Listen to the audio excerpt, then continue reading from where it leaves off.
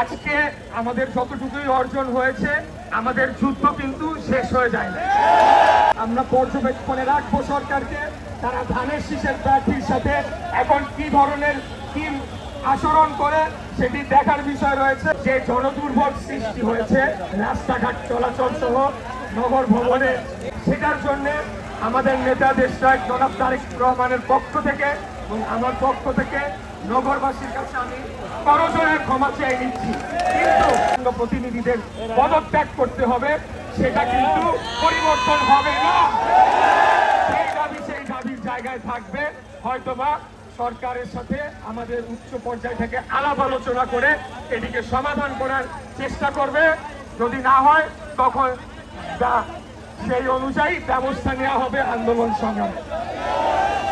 প্রিয় ভাইরা, আজকে আমাদের যতটুকুই অর্জন হয়েছে, আমাদের যুদ্ধ কিন্তু শেষ হয়ে যায় না। আমরা ছোট ছোট ধাপে একটা একটা করে ধাপ পার হয়ে আমরা আমাদের চূড়ান্ত লক্ষ্যের দিকে অগ্রসর হচ্ছি এবং এই কাজ করতে গিয়ে সম্পূর্ণ শতভাগ কৃতিত্ব যদি দিতে হয়, তাহলে আমাদের তৃণমূলের বিএনপি এবং সকল অঙ্গ সহযোগী সংগঠনের কর্মীরা রয়েছেন, তাদেরকে সর্বোচ্চ কৃতিত্বটা দিতে হবে। তারা যে পরিমাণ কষ্ট করে এই আন্দোলনটাকে সংগঠিত করেছে, যেই আন্দোলনে ঢাকাবাসী স্বতঃস্ফূর্তভাবে তারা নেমে এসে যোগদান করে এই সরকারকে বাধ্য করেছে তাদের জায়গা থেকে সরে আসতে। তাই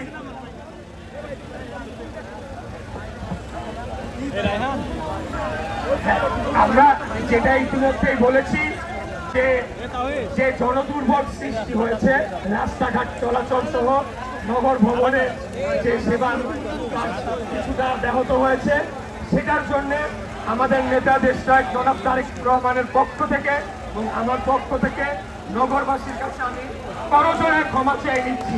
কিন্তু পাশাপাশি এটাও বলে দিতে চাই, একদিন আপনারা অবশ্যই বুঝবেন কেন আমরা আজকে এই কাজটি করেছিলাম।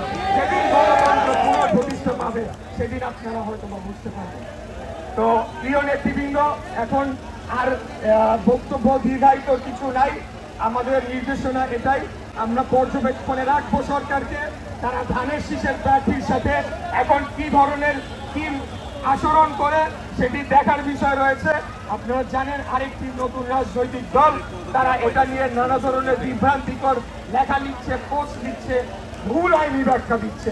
কিন্তু আমরা বিশ্বাস রাখি প্রফেসর ডক্টর মোহাম্মদ ইউনূস, মাননীয় প্রধান উপদেষ্টা, বাংলাদেশ সরকারের মাননীয় প্রধান উপদেষ্টা, ওনাই সর্বজন শ্রদ্ধেয় ব্যক্তি, ওনাকে আমরা সবাই শ্রদ্ধা করি। আমার নেতা দেশনায়ক জনাব তারেক রহমান বিশেষত আমাকে বলে দিয়েছেন উনি ওনার কথা বলবে। ওনাকে শ্রদ্ধা জানিয়ে আমরা বলতে চাই, আপনার আশেপাশে এই যে কুলাঙ্গাররা রয়েছে এবং তাদেরকে আপনি অপসারণ করে একটি পূর্ণাঙ্গভাবে একটা নিরপেক্ষ অন্তর্বর্তীকালীন সরকার গঠন করেন, যার অধীনে নির্বাচন হবে এবং অতি দ্রুত অনতি বিলম্বে একটা নির্বাচনের তারিখ ঘোষণা জনগণ, বাংলাদেশের জনগণ দেখতে চায়, শুনতে চায়। এটা মনে করি।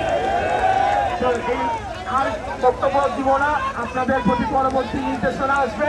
আজকের বিষয়ে যদি সরকার ঠিক মতো বাস্তবায়ন করে, আমি কিচ্ছু হই নাই, মেয়র হয়েছেন আপনারা। প্রত্যেকটি মানুষ যারা ঝড় বৃষ্টি বাংলার মধ্যে ঘন্টার পর ঘন্টা রাস্তায় বসেছিলেন, সারা রাত আপনারা বসেছিলেন।